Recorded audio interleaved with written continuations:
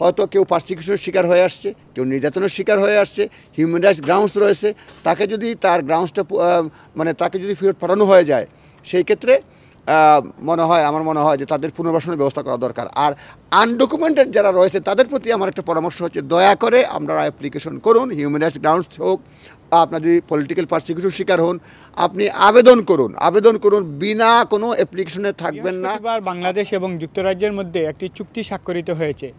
বাংলাদেশ দাবি করছে বাংলাদেশে বিভিন্ন মামলায় সাজাপ্রাপ্ত আসামিরা যারা এখানে লুকিয়ে আশ্রয় গ্রহণ করেছেন তাদের ফেরত নিতে, এবং ইউকেতে যারা ওভারস্টিয়ার এবং অ্যাসাইলাম সিকার যাদের আবেদন গ্রহণ হয়নি তাদের ফেরত পাঠাতে দুই দেশই নীতিগতভাবে সিদ্ধান্ত উপনীত হয়েছে। আমরা এই বিষয়ে বিস্তারিত জানার চেষ্টা করব ব্যারিস্টার তারেক চৌধুরীর কাছ থেকে। হাইকমিশনের প্রেস বিবৃতি দেখেছি, আমরা বিজ্ঞপ্তি দেখেছি, প্লাস মাননীয় হাইকমিশনারের বক্তব্য শুনেছি।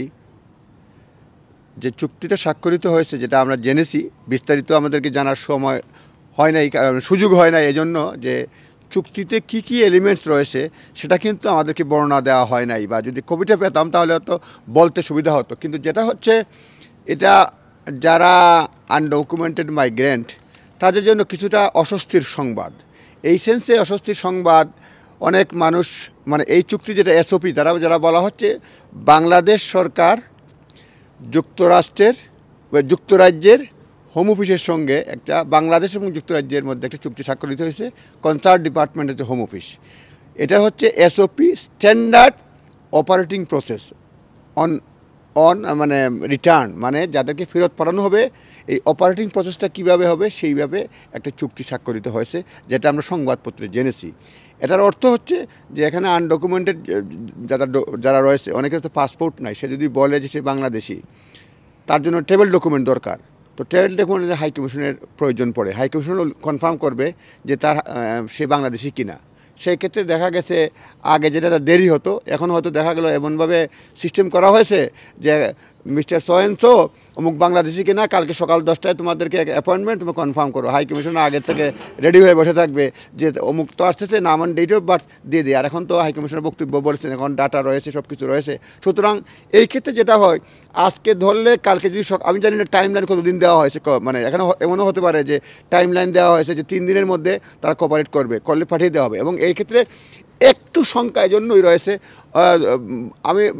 এই জন্য যে ব্রিটিশ সরকার তারা দেখাতে চাচ্ছে আগামী নির্বাচনের আগে যত দ্রুত সম্ভব মানুষজনকে বিভিন্ন দেশে ফেরত পাঠানো, রুয়ান্ডায় ফেরত পাঠানো, বিভিন্ন প্রোগ্রাম রয়েছে। এখন খালি আনডকুমেন্টেড মাইগ্রেন্টদেরকে হেনস্থা হয়রানি করার জন্য অনেক ধরনের অস্ত্র, এটা একটা আরেক ধরনের অস্ত্র। এবং আনডকুমেন্টেড মাইগ্রেন্ট কেন কষ্টের কারণ হবে, কারণ অনেক লোক এখানে আসছে, হয়তো সে 20 বছর পূর্ণ করার জন্য আর 6 মাস দরকার, কিংবা 1 বছর দরকার, সে তো এই ক্রাইটেরিয়ার মধ্যে পড়ে যাবে যদি পাঠাতে চায় আনডকুমেন্টেড মাইগ্রেন্ট।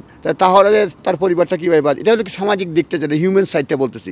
লিগ্যাল সাইডটা হচ্ছে যে চুক্তি স্বাক্ষরিত হয়েছে, এখন সহজেই এখানে আনডকুমেন্টেড মাইগ্রেন্ট যারা, তাদেরকে বাংলাদেশে ফেরত পাঠানো সম্ভব হবে। এবং হাইকমিশন বলতেছে যে আমরা আগে বলছিলাম এটা ইউরোপের সঙ্গে চুক্তি ছিল, এখন ব্রেক্সিটের মাধ্যমে আমরা ব্রিটেন ইউরোপ থেকে বের হয়েছে, সেইটারই প্রায় কপি আমরা করতে যাচ্ছি।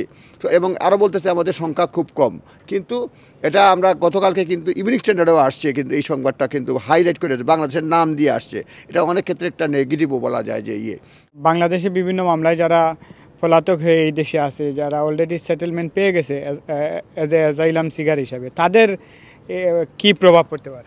এখানে যারা কিছু কিছু ক্ষেত্রে বলা হয়েছে, যারা বিভিন্ন মামলায় আসামি রয়েছে, যারা ডকুমেন্টেড হয়ে গেছে, তাদেরকে ফেরত পাঠানো খুবই টাফ হয়ে যাবে। যদি এটার জন্য আপনার এক্সট্রাডিশন চুক্তি করতে হবে, সহজে মানে পাঠানো যাবে না। কারণ চুক্তিটা হয়েছে, আমরা যে সংবাদপত্রে জেনেছি বা বিশেষ করে মিডিয়ায় জেনেছি, যেটা হয়েছে যে আনডকুমেন্টেড শুধুমাত্র। সুতরাং যারা অ্যাসাইলাম পেয়ে গেছে, যাদের ভিসা হয়ে গেছে, ব্রিটিশ ন্যাশনাল হয়ে গেছে, সেক্ষেত্রে তারা তো আনডকুমেন্টেড না। সুতরাং তাদেরকে ফেরত পাঠানো যাবে না, এবং তারা এই কর্মসূচির মধ্যে পড়বে না, এই চুক্তির মধ্যে পড়বে না।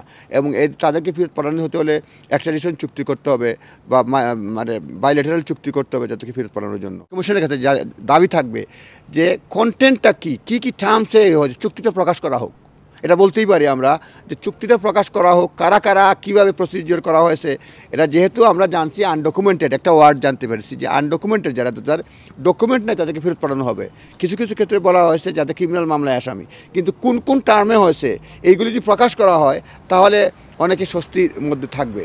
এবং হাইকমিশন থেকে ক্লিয়ার একটা বার্তা দেওয়া হোক যে যাদেরকে ফেরত পাঠানো হবে যে তাদেরকে বাংলাদেশে নেওয়ার পরে পুনর্বাসনের ব্যবস্থা করা হবে, তাদের চাকরি দেওয়া হবে, তারা টাকা পাবে কি না, এইসব ব্যাপারে আইএমএফের সরকারের দায়িত্ব রয়েছে। শুধুমাত্র যে জিরো টলারেন্স অন আনডকুমেন্টেড এগুলির কথা না বলে আমরা এটা দাবি জানাই যে যাদেরকে ফেরত পাঠানো হবে তাদেরকে সরকার কত টাকা দিবে, টাকার কোনো অফার রয়েছে কিনা, সেখানে পুনর্বাসিত করবে কিনা, এখানে যে এখানে ইন্টারনাল মাইগ্রেন্ট ডিপার্টমেন্ট আছে তারা তো ভলান্টারি রিটার্নের জন্য টাকা পয়সা দেয়, সেই ক্ষেত্রে সেগুলি করতেছে কিনা।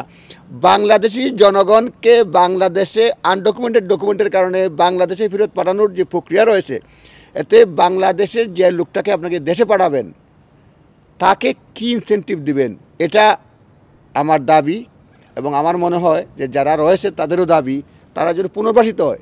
যে লোকটা এখানে আসছে যে কোনো হয়তো কেউ পারসিকিউশনের শিকার হয়ে আসছে, কেউ নির্যাতনের শিকার হয়ে আসছে, হিউম্যান রাইটস গ্রাউন্ডস রয়েছে, তাকে যদি তার গ্রাউন্ডসটা মানে তাকে যদি ফেরত পাঠানো হয়ে যায়, সেই ক্ষেত্রে আমার মনে হয় যে তাদের পুনর্বাসনের ব্যবস্থা করা দরকার। আর আনডকুমেন্টেড যারা রয়েছে তাদের প্রতি আমার একটা পরামর্শ হচ্ছে, দয়া করে আপনারা অ্যাপ্লিকেশন করুন, হিউম্যান রাইটস গ্রাউন্ডস হোক, আপনার যদি পলিটিক্যাল পারসিকিউশন শিকার হন আপনি আবেদন করুন। বিনা কোনো অ্যাপ্লিকেশনে থাকবেন না, আপনার সমূহ বিপদের সম্ভাবনা, বিনা অ্যাপ্লিকেশনে থাকবেন না।